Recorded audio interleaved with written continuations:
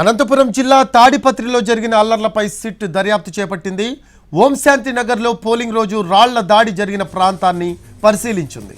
TDP నేత సూర్యముని ఇంటిపై రాళ్ల దాడి జరిగిన ప్రాంతాన్ని పరిశీలించింది సిట్.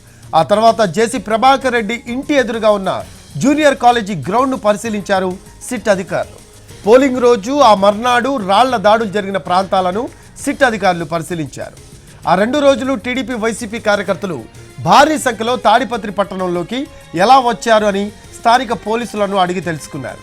తాడిపత్రి పోలీస్ స్టేషన్లో రికార్డులు పరిశీలించారు సిట్ అధికారులు. ఇప్పటివరకు 7 కేసులు నమోదు చేశారు. 91 మందిని అరెస్ట్ చేశారు.